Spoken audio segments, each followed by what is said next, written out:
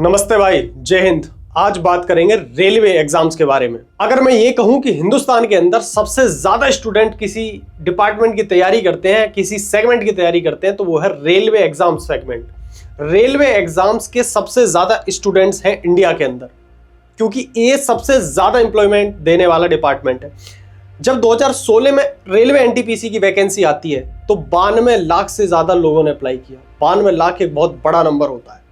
और उसके बाद जब 2019 में ग्रुप डी की वैकेंसी आती है तब 1,25,00,000 स्टूडेंट्स ने फॉर्म अप्लाई किया। इससे आप बिल्कुल आइडिया लगा सकते हो कि रेलवे के कितने सारे स्टूडेंट इंडिया के अंदर हैं जो सिर्फ रेलवे का एग्जाम देना चाहते हैं। आपको मैं धीरे धीरे कुछ चीजें बताता हूं, कुछ एग्जाम्पल के साथ चीजें समझाता हूं कि रेलवे किस तरीके से आज स्टूडेंट्स के भविष्य को बर्बाद कर रहा है, इनके करियर को खराब कर रहा है। एक एक करके देखते हैं। 2019 में ग्रुप डी के 1,03,769 पोस्ट के लिए 1,25,00,000 से ज्यादा एस्पिरेंट्स ने फॉर्म भरा, लेकिन फर्स्ट स्टेज का जो रिजल्ट आया वो जाकर के आता है 2022 में। मैं एक एक चीज आपको समझाता हूं डिटेल में। फरवरी 2019 में रेलवे ग्रुप डी की वैकेंसी आती है। इसका जो एग्जाम कंडक्ट कराया जाता है वो कराया जाता है जाकर के अगस्त 2022 में। तो आप आइडिया लगा सकते हो 3 साल इनको लग गए सिर्फ एग्जाम कंडक्ट कराने में। उसके बाद फिजिकल होता है और उसके बाद जो फाइनल ज्वाइनिंग तक पहुंचती है बात, तो वो पहुंचती है मार्च 2024 तक। जो फॉर्म फरवरी 2019 में निकले थे वो फाइनल ज्वाइनिंग होती है। ये पूरा प्रोसेस को खत्म कर पाते हैं जाकर के मार्च 2024 में। 5 साल इन्होंने एक वैकेंसी के लिए निकाल दिए। और ये एक एग्जाम्पल नहीं है, इसके अलावा सेम 2019 में रेलवे एनटीपीसी की भी वैकेंसी आई जिनको इन्हें फुलफिल कराने में 3 साल लग गए। और ये मैं कितनी चीजें गिराऊं। अब 2025 की ही बात करते हैं। असिस्टेंट लोको पायलट का सीबीटी 2 था 19 और 20 मार्च 2025 को। बच्चे 600 किलोमीटर 1,000 किलोमीटर दूर जाकर के, इनके एग्जाम सेंटर आसपास नहीं पड़ते भाई साहब। रेलवे का ट्रेंड है 1000 किलोमीटर जाओ। साउथ वाले बच्चे को नॉर्थ में बुला लेते हैं, नॉर्थ वाले बच्चे को साउथ में भेज देते हैं। तमिलनाडु से बच्चा हैदराबाद जाता है, हैदराबाद से तमिलनाडु जाता है। इतना ट्रेवल ये लोग करवाते हैं एग्जाम देने के लिए। अभी इस पे आएंगे, पहले उसको बताता हूँ। 19 मार्च और 20 मार्च 2025 को सीबीटी 2 होना था एएलपी का। बच्चा घर से निकलता है, एग्जाम सेंटर पहुंचता है, एग्जाम सेंटर पे पहुंच के एग्जाम देने के लिए बैठता है। सिस्टम ही हैंग हो रखा है या सिस्टम पे करप्शन, जो भी आप कुछ कह लो, इसको करप्शन का नाम दे लो या कुछ भी नाम दे लो। फिर बाद में आवाज उठाई जाती है, जो भी होता है। उसके बाद एक छोटा सा ऑफिशियल नोटिफिकेशन आता है रेलवे की तरफ से, भाई साहब की एग्जाम सेंटर पे टेक्निकल ग्लिच के कारण आपके एग्जाम को कैंसिल कर दिया गया है। आपका एग्जाम दोबारा होगा और आपको जल्द ही सूचित किया जाएगा। भाई साहब उस बच्चे का क्या जो 600 किलोमीटर ट्रेवल करके जा रहा है, 1000 किलोमीटर ट्रेवल करके जा रहा है। कभी भी सरकारी नौकरी की तैयारी नेताओं के बच्चे नहीं करते, अमीर आदमी नहीं करता है। ये ग्रुप डी की तैयारी, ये ग्रुप डी एएलपी इनकी तैयारी, जो लेबर क्लास है, जो किसान है जिसके फादर, वो बच्चा जाता है 600 किलोमीटर 1000 किलोमीटर ट्रेवल करके। और अगर आज एग्जाम है तो किसी भी हालत में बच्चा 2 या 3 दिन पहले निकलेगा। अब 2-3 दिन पहले निकलेगा तो वहां जाके रूम भी लेगा, तसल्ली से अपनी जगह भी ढूंढने की कोशिश करेगा। अनजान जगह वो जा रहा है, पैसे लेकर भी व्यवस्था बना करके वो जाएगा। कहां से आते हैं पैसे? रेलवे डिपार्टमेंट सिर्फ एक नोटिस डालता है, भाई साहब आपका एग्जाम कैंसिल कर दिया गया। जो उसने अपने महीनों लगा करके तैयारी करी, वो समय वापस कर पाओगे क्या आप? और ये एक एग्जाम्पल, मैं ऐसे ढेरों एग्जाम्पल रेलवे की कमियां गिना सकता हूं आपको।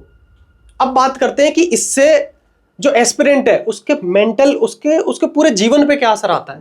अब थोड़ा ठहराव लो इस वीडियो में और तसल्ली से बात को सुनने की कोशिश करो। एक बच्चा जिसने 2019 में ग्रुप डी के लिए वैकेंसी के लिए अप्लाई किया, फॉर्म भरा। अच्छा, एक गजब की बात और बता देता हूं इसी बीच में। भाई साहब फॉर्म भरने का 500 रुपया लेते हैं जनरल ओबीसी इन लोगों से।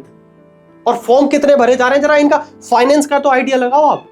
500 रुपए एक बच्चे से ले रहे हैं। 1,25,00,000 बच्चा अप्लाई कर रहा है। 1,25,00,000 में 500 की गुणा कर लेना। इतना पैसा कमाते हैं ये वैकेंसी निकालने से। और वैकेंसी निकाल के भूल जाते हैं 5-5 साल तक कि एग्जाम भी कराना है और उनका सिलेक्शन भी लेना है, डिपार्टमेंट में भी लेके आना है। और ऐसा नहीं है कि डिपार्टमेंट में वैकेंसी नहीं है, बहुत ज्यादा वैकेंसी है। ये लोग वैकेंसी ही नहीं निकाल रहे हैं तो उनको कंडक्ट नहीं करवा पा रहे हैं। 2025 में नेता बने कि जी भाई हम कैलेंडर देंगे, कैलेंडर दे दिया, उसको फॉलो ही नहीं कर पा रहे हैं। ये सब हरकतें हैं रेलवे बोर्ड की। और ये वही टाइम है जब आमने सामने से रेल भिड़ रही थी, आपको याद है? शायद 2023 में, कंफर्म याद नहीं है, 2023 का वो मसला है जब आमने सामने ट्रेन टकरा जाती हैं। ट्रेनों में हादसे से हादसे बढ़ रहे हैं, सारी चीजें बढ़ रही हैं। क्यों बढ़ रही हैं? क्योंकि जितने लोग होने चाहिए रेलवे में उतने लोग ही नहीं है और इनमें इतना दम नहीं है कि सही तरीके से भर्तियां करा लें। एस्पिरेंट को क्या समझ रखा है?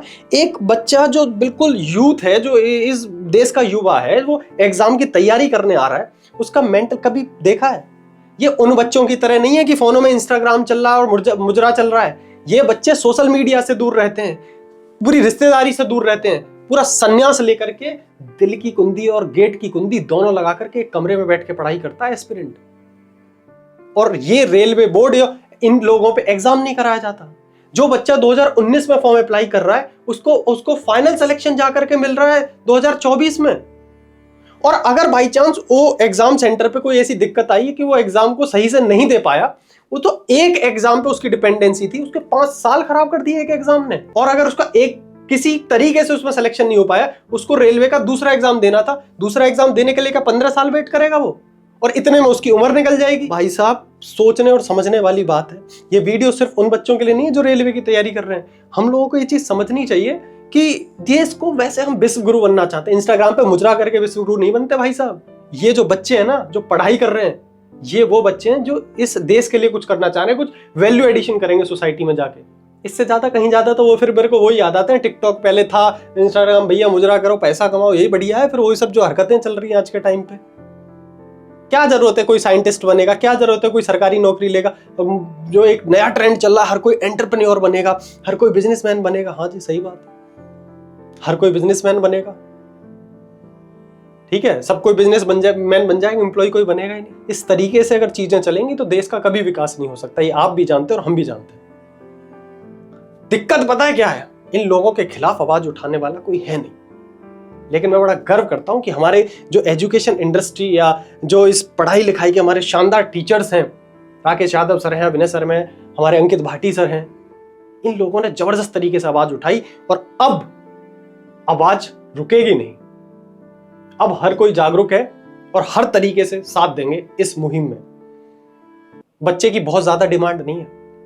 आप कभी थोड़ा ठहराव लेकर के सोचो कि आप, चलो पैसे जो खराब हो रहे हैं वो तो आप खराब कर रहे हो, उसका मेंटल हैरेसमेंट हो रहा है वो आप कर रहे हो।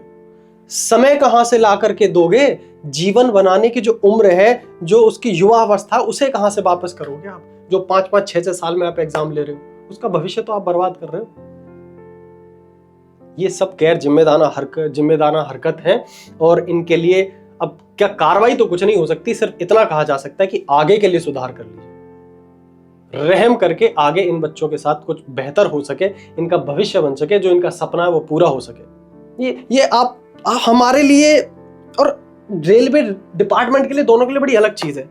हम एक एक बच्चे पे ध्यान दे करके देख रहे होते हैं, एक एक बच्चे का अलग सपना होता है, एक बच्चे की अपनी दुनिया होती है। ये सबको वही कर रहे हैं तो भेड़ चाल है उस हिसाब से गिन रहे होते हैं।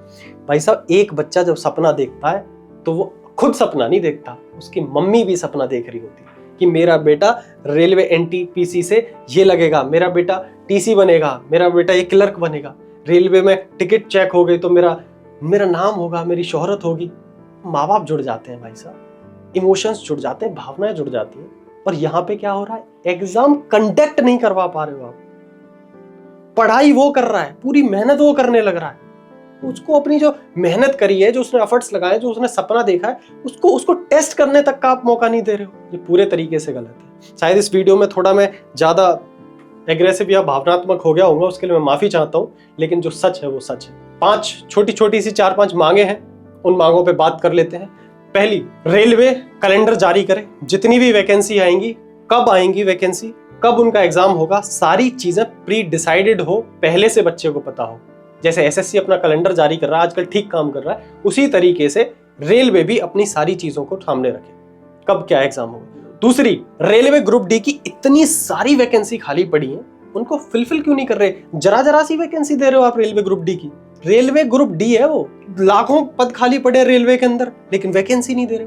तो रेलवे ग्रुप डी की वैकेंसी बढ़ाई जाए। तीसरी चीज, वेटिंग लिस्ट होनी चाहिए। अगर कोई ज्वाइन नहीं करता तो दूसरा व्यक्ति जो जरूरत है उसको वो ज्वाइन कर सके, उसके मार्क्स के हिसाब से वेटिंग लिस्ट जारी होनी चाहिए। और चौथी चीज और बहुत जरूरी, एग्जाम सेंटर को टूर ना बनाया जाए। ये बच्चे टूर पे घूमने वाले बच्चे नहीं है कि 1000 किलोमीटर दूर जाकर के ये पेपर दे के आए। एक सीमित दूरी होती है 50 किलोमीटर 100 किलोमीटर आसपास की रेंज में एग्जाम सेंटर्स क्रिएट किए जाएं बच्चे के, उन्हें हजार हजार किलोमीटर ना भगाया जाए। और ये हरकत तो कतई बर्दाश्त नहीं है और ये कभी ना करी जाए कि 1000 किलोमीटर बच्चा जाए और एग्जाम कंप्यूटर के सामने बैठ के और वापस चला आए, भैया उसका एग्जाम ही कैंसिल हो जाए।